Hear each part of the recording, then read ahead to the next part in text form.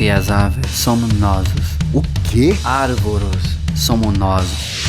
As árvores somos nós. As árvores somos nós. O podcast do Greenpeace Brasil. Olá a todos e todas, eu sou Thaís Herreiro e esse é As Árvores Somos Nós, o podcast do Greenpeace Brasil, e estamos em mais uma edição especial. Além de estar gravando o áudio do podcast, estamos também gravando em vídeo e vamos fazer as entrevistas aqui na forma de uma conversa. Então, se você quiser nos assistir, é só chegar lá no YouTube do Greenpeace Brasil, e para comandar essa conversa aqui comigo hoje está mais uma vez o Rodrigo Gerard, daqui o Rafael está de férias. Oi, Rodrigo, é um prazer ter você com a gente aqui de novo, e eu queria que você aproveitasse para dar oi e já introduzir os nossos entrevistados de hoje e o assunto que a gente vai tratar. Oi, pessoal, é ótimo estar aqui. Hoje a gente vai tratar de um assunto chocante, triste, que estão sendo essas queimadas no Pantanal. É desolador ver o que está acontecendo, né? E ainda mais preocupante quanto a gente imagina o que está por vir. E para bater esse papo com a gente tem aqui o Felipe Dias, que é da organização SOS Pantanal, e o José Marengo, que é o coordenador de pesquisa e desenvolvimento do CEMADEM. O CEMADEM é o Centro de Monitoramento e Alerta de Desastres Naturais. Vamos começar com o Felipe. Tudo bom, Felipe? Eu queria que você contasse um pouquinho como é que está sendo o trabalho da SOS Pantanal e o que vocês têm enfrentado aí. Olá, tudo bem? Na verdade, nós temos um problema aqui de incêndios que estão atingindo de forma nunca vista, né? Já tem 12% da área queimada, então quer dizer, é um percentual bastante significativo. O Instituto SOS Pantanal, ele trabalha numa forma mais ampla, ele trabalha principalmente com advocacy, né? Que é fazer articulações para tentar contribuir com o todo. No caso desses incêndios, a gente está desde o ano passado preparando para a gente começar a atuar, mas em vista de que a partir de janeiro já começou o problema, né? Desde janeiro já tem esse problema, aí vem pandemia, enfim, nós não conseguimos efetivamente fazer uma ação em campo, né? Mas nós pretendemos, já tem até um planejamento para abril do ano que vem, a gente ir a campo para levar informação por meio de cartilhas e tentar formar uma brigada local, pelo menos 2, 3 pessoas de cada propriedade serem capacitadas para que elas possam ter conhecimento suficiente para aquele início de incêndio, porque o Pantanal, diferente de muitos biomas, o acesso é muito difícil, né? Ou você chega de embarcação, ou você chega com aeronave, e até você chegar nesse local, o incêndio já proliferou muito amplamente. Então, a dificuldade é essa. Se a gente tiver pessoas locais que possam fazer aquele primeiro combate, isso ajudará a diminuir esses eventos tão extremos que estão acontecendo agora. Felipe, e aproveitando que você falou um pouco sobre essa dificuldade de chegar, né, nos locais, a gente aqui no Greenpeace está muito acostumado a falar de Amazônia, é um bioma no qual a gente trabalha muito e está sempre falando, né, das questões de desmatamento. Então, o nosso público também está muito acostumado a saber detalhes sobre a Amazônia. Queria que você explicasse brevemente as características do Pantanal. Eu, quando comecei a ler as notícias das queimadas, a primeira coisa que me veio na cabeça foi que eu já fui ao Pantanal e ele é conhecido por ser uma região alagada, cheia de água, e de repente aquilo estava pegando fogo, então eu fiquei bem surpreendida. Queria que você contasse primeiro para a gente um pouco dessas características. Bom, a primeira coisa é que o Pantanal, mais do que um bioma, é um complexo de vários elementos vegetacionais, né? Nós temos influência ao norte da Amazônia, temos influência na borda leste do Cerrado, temos enclaves de Mata Atlântica e lá no sul o Chaco também tem uma influência grande na formação do Pantanal. Então, o Pantanal ele tem essa característica de vários grupos vegetacionais dentro dele, mas ele é basicamente uma planície, né? Ela inunda, principalmente a partir do Rio Paraguai, que é o veio principal que corta de norte a sul o Pantanal, e toda essa área ela é inundável periodicamente, né? Periodicamente ela tem esse processo de inundação. O que acontece é que a água vem de fora, claro, chove, precipita dentro do Pantanal, chove, mas chove com milímetros de um semiárido. Tanto é que o balanço hídrico é negativo naturalmente, né? E aí, esse ano, infelizmente, o Pantanal não sofreu a inundação. Quer dizer, teve inundação, mas muito menor em decorrência dessas águas que vêm do exterior não entrarem, que é o Rio Paraguai que represa, quer dizer, primeiro ele enche, extravasa, e depois ele acaba represando as outras águas que vão chegando por outros rios, que são afluentes dele. E esse ano não aconteceu isso. O Pantanal tem uma paisagem basicamente aberta, né? Você tem pequenos grupos vegetacionais, que a gente chama... Pantaneiros é meio grandioso, né? Então, chama-se cordilheiras, que são, na verdade, uma pequena elevação no nível do terreno em relação à planície, que normalmente não inunda, né? E aí cresce vegetação arbórea mais adensada, né? Então, o Pantanal ele tem uma paisagem bastante diferenciada, de você atravessar uma ponte e você já vê uma característica totalmente diferente de antes de chegar naquela ponte, né? O Pantanal, ele, diferente da Amazônia, 95% da área dele é propriedade privada. Portanto, a gente não corre aquele risco de desmate. Tanto é que o Pantanal, o pantaneiro, aprendeu a viver com esse vai e vem das águas, e o Pantanal ele tem uma área de vegetação nativa em torno de 85% ainda presente nele. Então, isso dá uma característica totalmente diferente da Amazônia, né? Que a Amazônia, para se abrir, você vem com fogo, vem com desmatamento. Aqui não. Aqui o fogo é um processo que ele acontece culturalmente, né? Pelas pessoas no manejo, pequenas fogueirinhas, enfim, para limpeza de terreno, mas ele não é um fogo colocado para novas áreas, né? Ele é um fogo que acontece a partir de necessidades e de cultura local, né? Então, o Pantanal tem essa característica bem diferenciada da Amazônia, né? Bom, Felipe, eu só queria saber, então, o fogo que está acontecendo no Pantanal, ele não tem uma origem ilegal como acontece na Amazônia, então ele está sendo um descontrole de uma prática, digamos, habitual? É uma geração espontânea que está acontecendo pela secura, como acontece no Cerrado? Qual está sendo, de fato, a origem dessas queimadas tão gigantescas assim? Bom, a informação que a gente tem, por exemplo, do coordenador do Preve Fogo do Mato Grosso do Sul, é que 97%, 98% dessas queimadas têm origem humana, não necessariamente criminosa, é por descuidos, né? O ano passado teve um incêndio grande na região de Miranda, e a gente foi avaliar de onde veio iniciou esse processo. A gente viu que uma pequena fogueirinha no canto de um curral de uma fazenda, ou seja, provavelmente a pessoa puxou folhas secas e botou ali para queimar essas folhas. No dia seguinte, ele tinha andado 2 quilômetros até o rio, pulado o rio e andado mais 3. Quer dizer, de uma fogueirinha virou um grande incêndio. Então, o Pantanal ele tem uma característica diferente da Amazônia também, por conta de ser uma planície aberta. Então, não tem a barreira física e o vento ele corre muito facilmente. Esse ano, em especial, o que acontece? Como agora nós estaríamos no que a gente chama de vazante. A inundação veio, né, em grande quantidade, estaria saindo, né, então aqueles canais estariam levando água para o Rio Paraguai, vazando. Como o Pantanal ele tem um balanço hídrico negativo, o que acontece? As chuvas estão acontecendo de forma irregular, não estão distribuídas ao longo do tempo. Então, ocorre um período de chuva com grande intensidade, em 3, 4 dias, passa 30, 40 dias sem chuva e depois chove novamente ou passa maior tempo aí. Então, a evaporação é muito grande, o solo fica seco. Quando o rio extravasa, mesmo que extravase, o solo está seco, até encharcar ele, não dá tempo de inundar. Quando vem outra chuva, já está seco novamente. Então, isso fez com que o Pantanal não enchesse. E ao longo do Rio Paraguai, que a gente vê que muita da concentração do fogo está ali na região do Amolar, que é bem uma região muito úmida, principalmente na época de cheia. Então, esses incêndios, eles vão acontecendo assim, é um pequeno descuido, é um manejo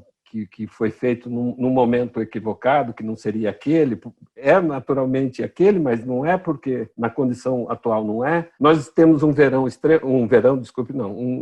extremamente quente. Hoje nós temos aqui, a mínima deve chegar a 14, mas a máxima é 31. Então durante o dia chega calores muito... E a velocidade do vento. Então, nós temos aquilo que o fogo gosta, é vento, né? Baixa umidade, temperaturas altas e biomassa suficientemente seca para poder queimar. A gente está falando de temperatura, eu quero aproveitar então e direcionar para o José Marengo, que é hoje um dos climatologistas, eu acho que mais atuantes aqui no Brasil. E Marengo, eu lembro que em 2015, né, você coordenou um estudo junto com Carlos Nobre, chamado Brasil 2040, que já mostrava ali que para a região do Centro-Oeste, nessa faixa de 2040, a gente já teria aí um aquecimento, né, de 2 a 4 graus na temperatura média, com redução da umidade e uma intensificação nos incêndios. A gente já está antecipando isso, já é uma amostra, essa realidade de 2040 já está chegando agora?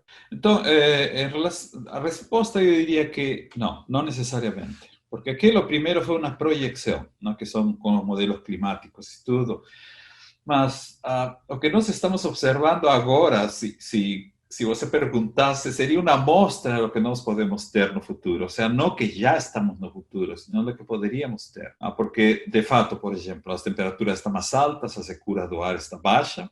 E uma das coisas interessantes do Pantanal é que o que nós estamos sentindo agora é um fenômeno que já começou, talvez em 2017 ou 2018. Se você vê as chuvas de verão, ou seja, dezembro e janeiro, no verão de 2018, 2019, o mês de janeiro, que é o mais chuvoso, choveu quase a metade da climatologia, não? Então, estamos agora numa situação onde um mês extremamente importante, o responsável pela chuva total da estação, não é? O importante aqui é de observar que situações de secas, digamos, com os dados de chuva não são muito extensos, então não dá para poder saber o que aconteceu no passado, mas olhando os dados do Rio Paraguai em Ladário, situações de quedas intensas nos níveis dos rios já aconteceu 1910 a 1915, e particularmente na década dos 70, ¿no? De 1960 a 72. Não foram anos de Niño, não foram anos de La Niña. Então,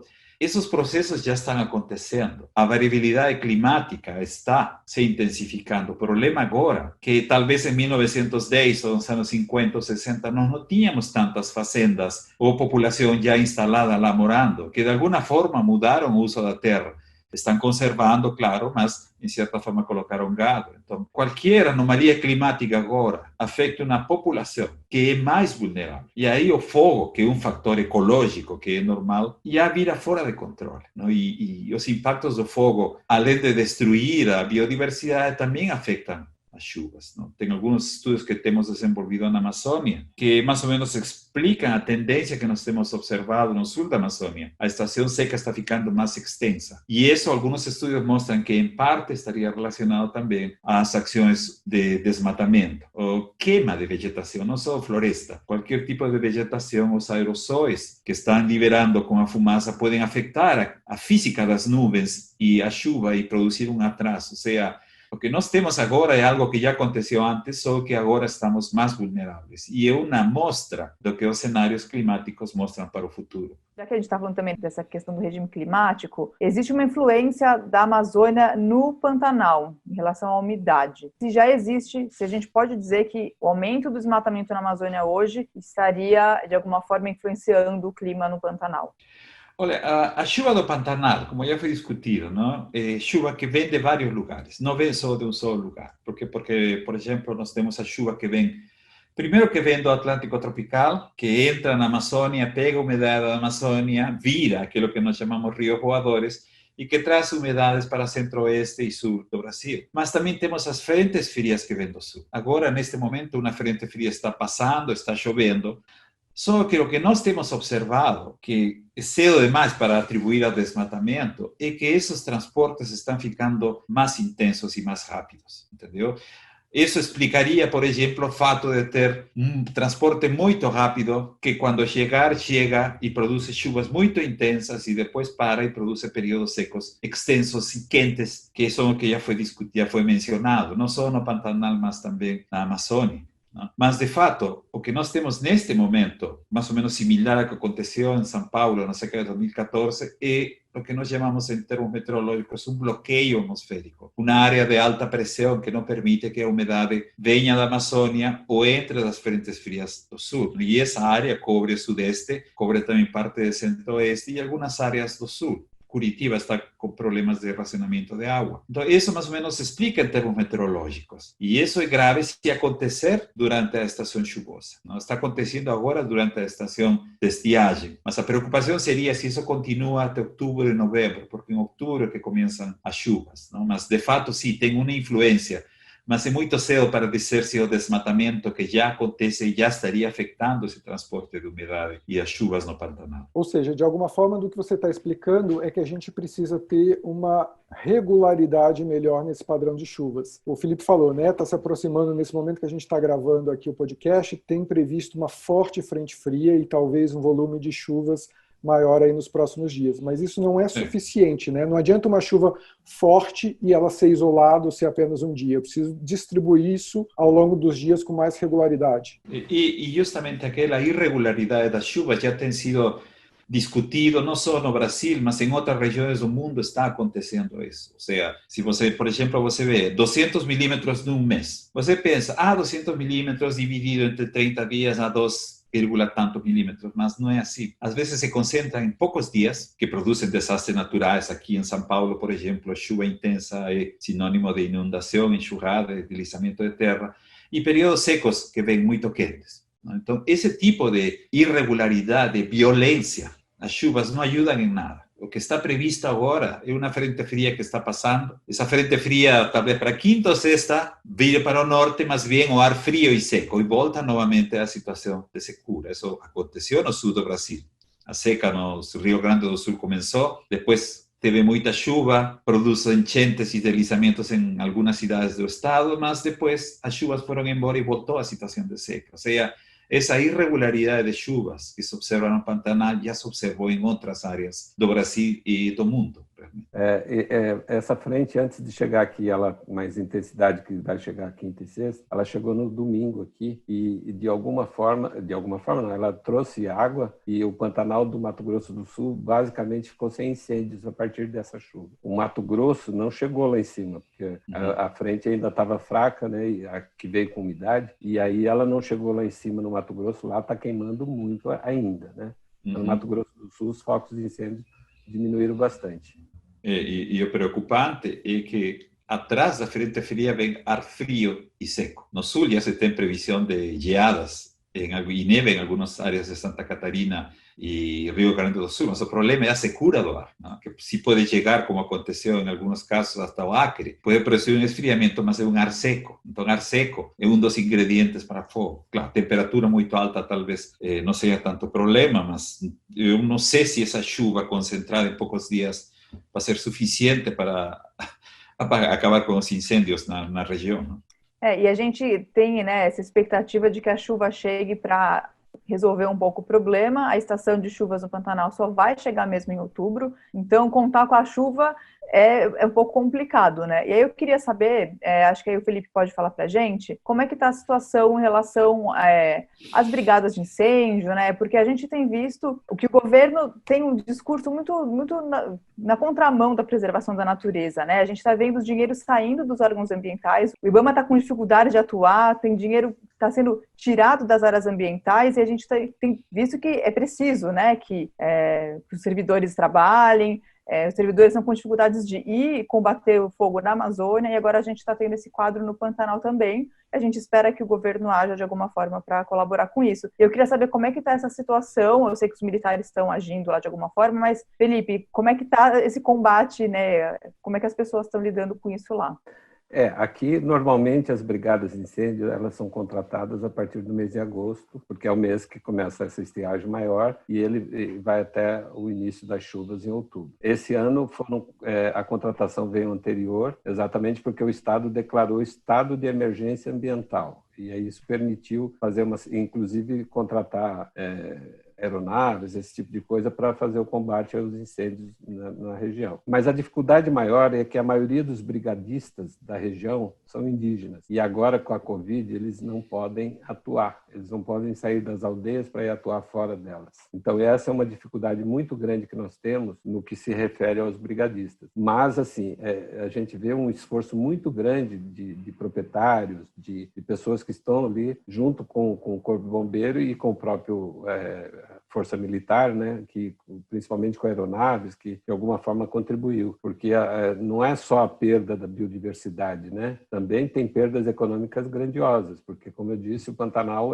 ele é 95% propriedade privada. E você tem cercas, pontes, você tem até instalações de moradia, né, máquinas, enfim. Então, o combate, assim, mas assim, os especialistas, os brigadistas, houve uma diminuição exatamente por conta dessa questão dos indígenas. Em torno de 60, aproximadamente, são indígenas, né? E aí houve essa dificuldade. E, Felipe, você mencionou no início que 12% da área do Pantanal já foi queimada. Qual a expectativa de regeneração dessa vegetação? Diferente do Cerrado, né, que pega fogo e tem uma regeneração mais rápida, como é que é esse processo no Pantanal? É uma coisa que tem recuperação, leva muito tempo?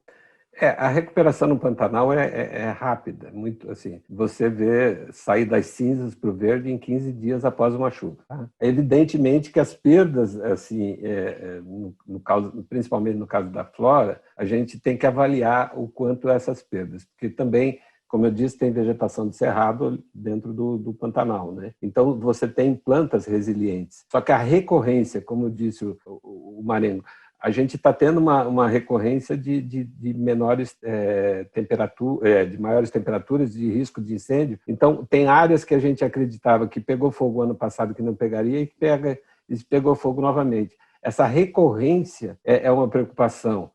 No que vê... até mesmo a gente avaliar as perdas de alimentos, né? Porque tem alguns animais que são especialistas, né? Ele tem um alimento específico e essas plantas são menos resistentes, né? Então, todo esse processo de resiliência, de recuperação da vegetação, vai depender muito da recorrência desses incêndios, porque eles sendo recorrentes, pode haver até extinção de algumas espécies vegetais na região.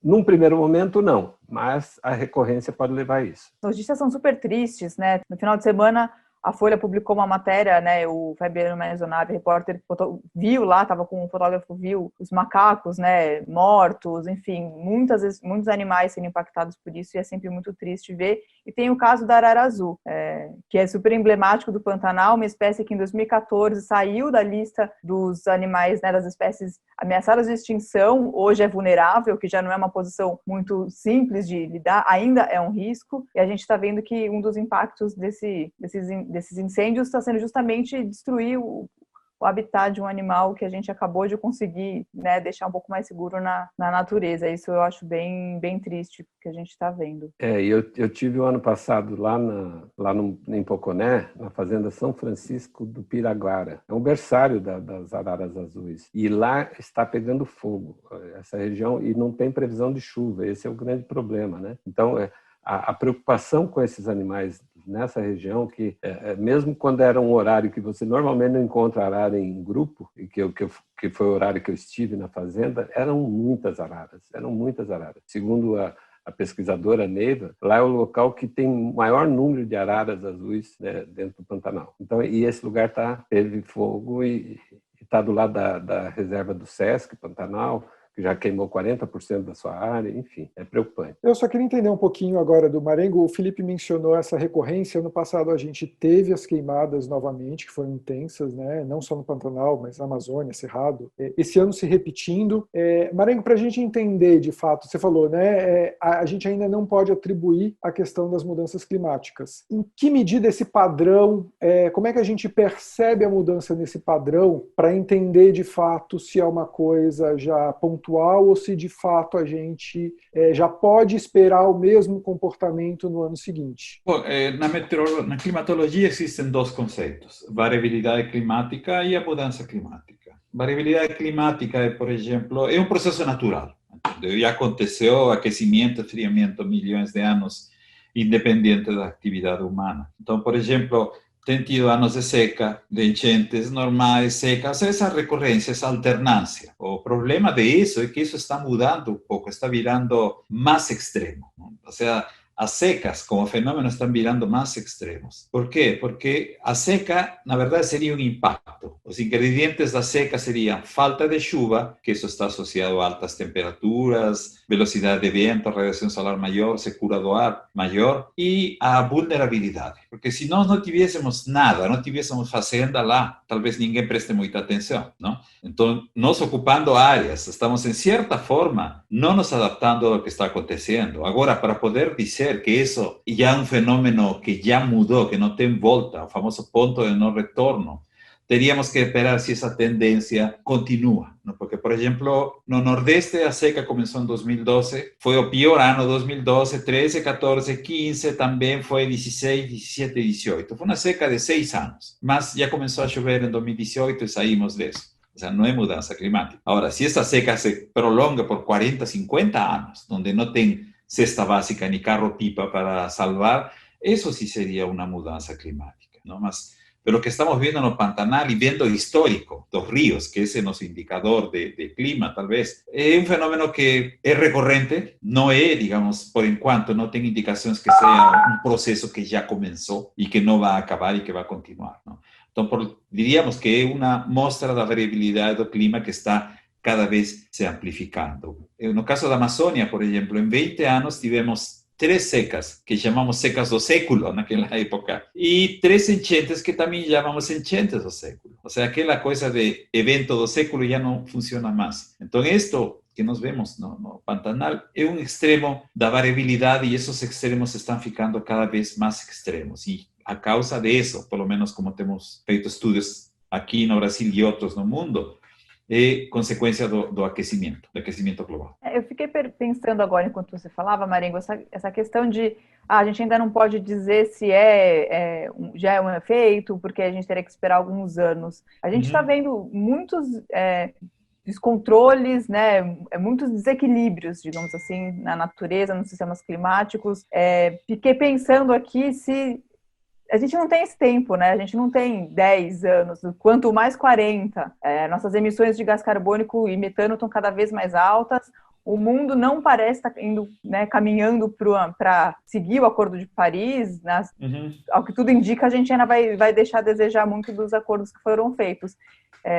Fico pensando em que momento a gente vai começar a olhar esses eventos, enfim, essas coisas que acontecem na natureza e entender que é efeito das mudanças climáticas. Se a gente não fica esperando que isso... Se a gente esperar muito ter essa certeza, se não vai ser tarde demais. Acho que é um pouco essa a minha reflexão, sabe? Olha, o problema, não digo problema, sino o vocabulário usado às vezes é um pouco problemático, porque se você, por exemplo, diz...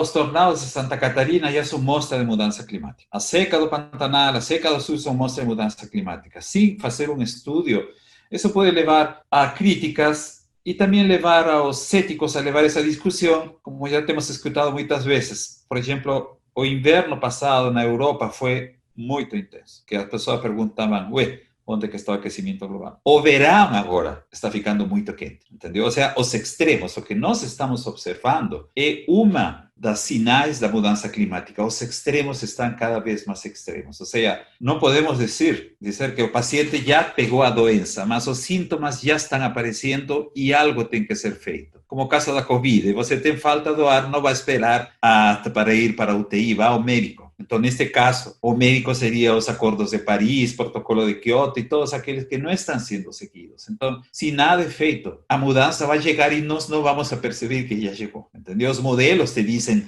data. Por exemplo, em 2060, segundo alguns modelos, a floresta amazônica pode colapsar. Va com essa precisão. Mas existem incertezas, porque é uma representação matemática da realidade. Agora, dizer em que momento nós aceitamos que já o clima mudou é meio relativo.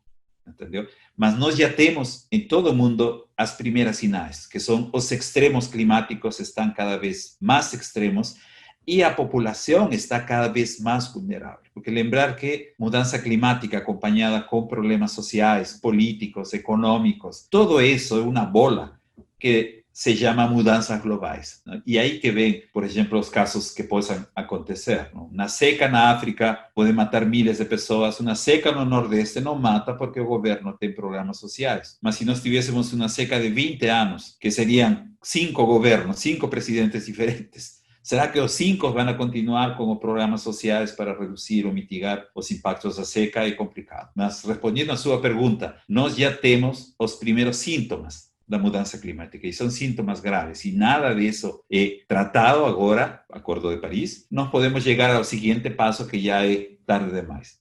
Sim, aí vai ser mais difícil de curar a doença, provavelmente cura não tem. Exato, porque, por exemplo, se fala muito da adaptação. Você se adapta à mudança climática, existem processos e tudo isso, mas se o aquecimento passa de 2 graus, 2,5 graus, os ecossistemas não vão se poder se adaptar. A população pobre não vai se poder adaptar. E já se o aquecimento passa um certo valor, a gente não vai conseguir aguentar, não? Então, esse é o problema. A adaptação está para reduzir um pouco o impacto. Mas se nada é feito, a adaptação não vai ser suficiente. Eu concordo plenamente com o Marengo. Eu até costumo dizer que não é mudança, é alteração. O Pantanal ele tem essa questão cíclica, né? Períodos de menor inundação e períodos de maior inundação. Isso a régua de Ladari, como ele falou ali, mostra claramente. A minha preocupação é que esses eventos estão sendo mais próximos, né? E estão muito críticos.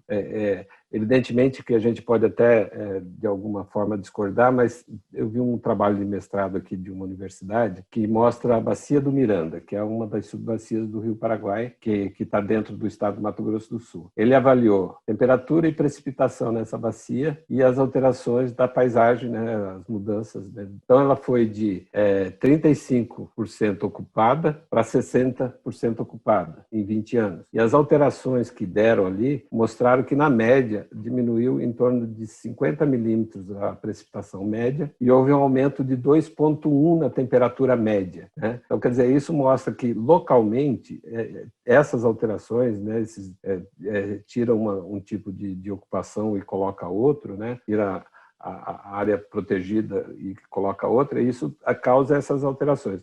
E que, somadas, né, no contexto geral, isso leva a perdas grandes. Um fator que eu acho que é importante a ser considerado, e aí até uma dúvida minha, é que 70% da água que entra no Pantanal, ele vem daquela região lá dos Parecis, né, que é bem divisa a Amazônia de Cerrado, ali naquela região do Mato Grosso. Então, boa parte da água que entra no Pantanal vem dessa região. Na minha percepção, deve ter uma influência quase que direta ali da própria Amazônia. Eu não saberia dizer se isso é fato ou não. Talvez o Marengo pudesse esclarecer melhor. Bom, em termos dos extremos, estão ficando cada vez mais extremos e mais frequentes, né? Isso sim é verdade.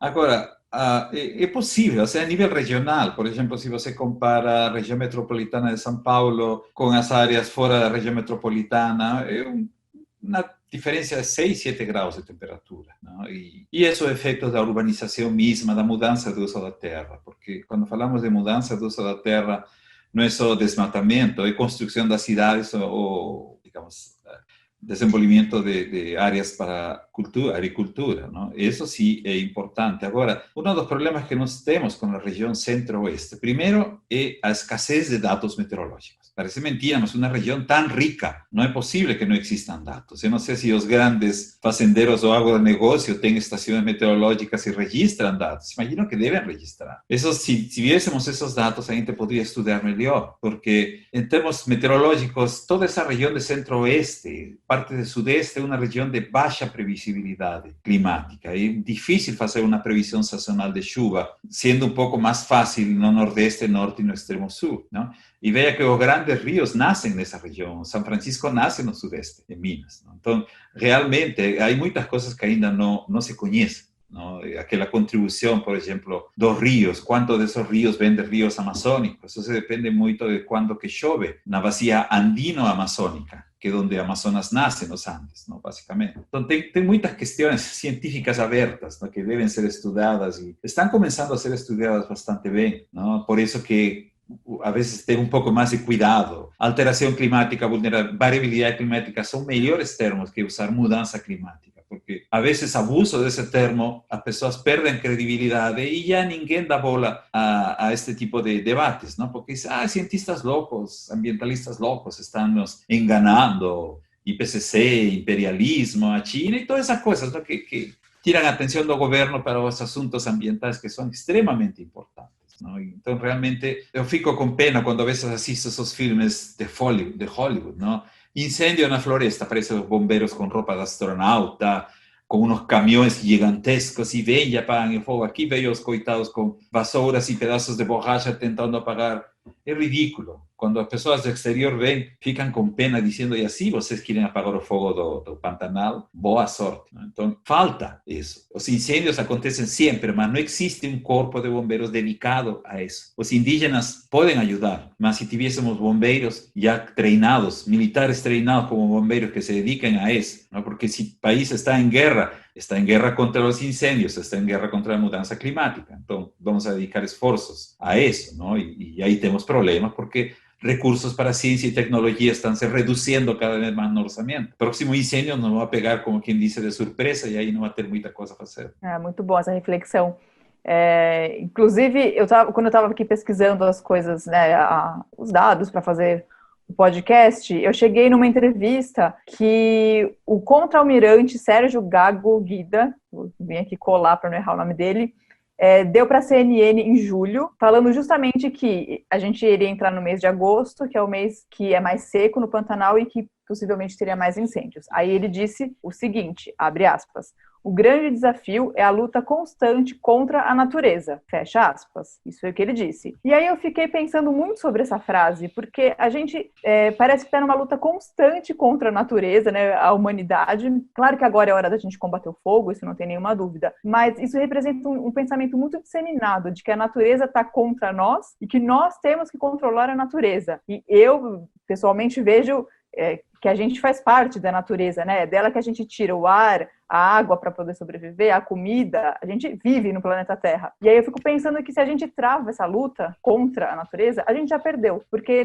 não existe essa guerra, né? Agora você falou dessa guerra. E eu queria saber o que vocês acham disso, assim, desse constante embate em que a gente acha que a gente tem que ganhar da natureza quando a gente poderia estar um pouco mais junto, sabe? Ao invés de destruir, a gente poder conviver um pouco mais em harmonia com isso, digamos, de uma forma bem, né, bela, mas acho que essa guerra, né, contra a natureza. Se essa guerra acontece, nós vamos a perder. Porque, por exemplo, faz muito tempo se falava no Nordeste combate a seca. Mas depois se chegou à conclusão, a gente não pode combater a seca, a gente não pode combater a circulação dos ventos, a gente não pode combater as chuvas. Não tem como, vamos a perder. Agora chegou o termo que é meu convívio com a seca, convivir com a seca. A seca está aí, tudo bem, vamos nos adaptar e a preparar-nos. Porque não adianta, a gente nunca vai combater o fogo. Fogo é um fator cultural, fogo é um fator ecológico, está presente. Nós temos que controlar que esse fogo não fique fora de controle. E aí que vem. Os fogos do ano passado e agora ficam fora de controle. E se temos situação de seca, pior ainda, temos que estar preparados. A gente nunca vai conseguir. Não adianta tropa do mundo, nem marechales e vice-almirantes dando opinião sobre isso. A gente não vai ganhar natureza. Nós temos que nos adaptar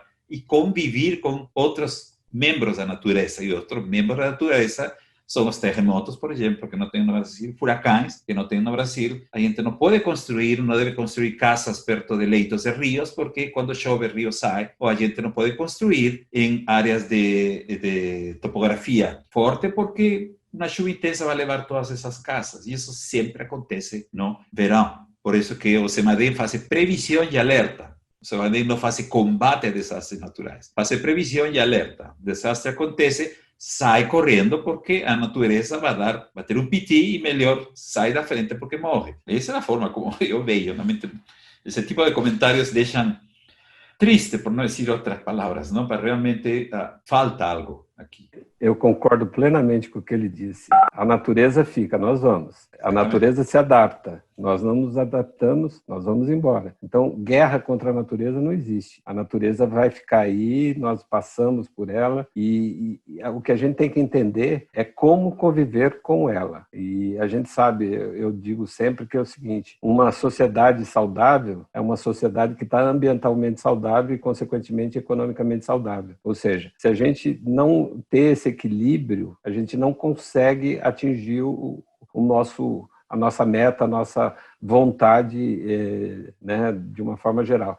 Então, eu vejo a natureza nesse sentido.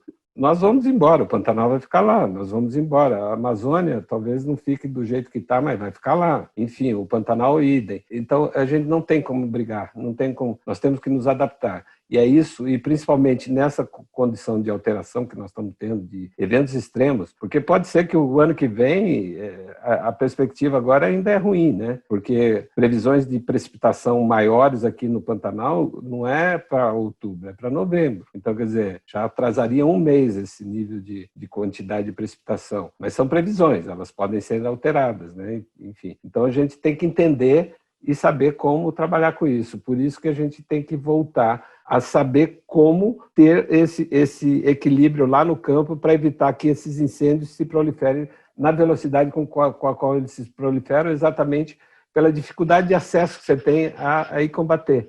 Se você tem gente local que possa fazer isso, se você tem ações locais que possam diminuir esses impactos, eu vejo, por exemplo, não se ouve mais dizer que o Parque Nacional das Emas pegou fogo. Ouve. E o que é isso? É que eles fazem uma queima prescrita, eles antecipam o problema e não deixam isso acontecer mais. Isso é uma forma que a gente pode estabelecer dentro do Pantanal de forma equilibrada.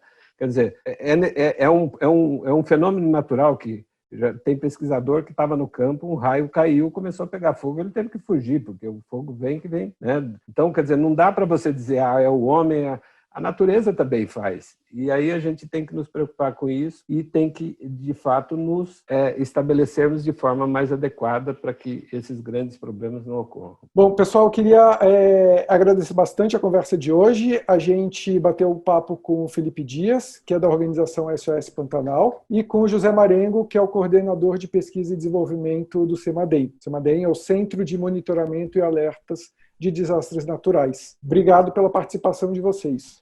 Nós que agradecemos. Agradecendo. Obrigada, todo mundo. Bom, para quem ouviu a gente até aqui, como sempre, os links para os assuntos que a gente falou aqui vão estar no nosso site. É só vocês acessarem o greenpeace.org.br/podcast. Você também pode mandar uma mensagem para a gente ler aqui no próximo episódio, saber o que vocês acharam. Envia para o social.br@greenpeace.org. E é isso por hoje. Obrigado para todo mundo e até a próxima. Tchau!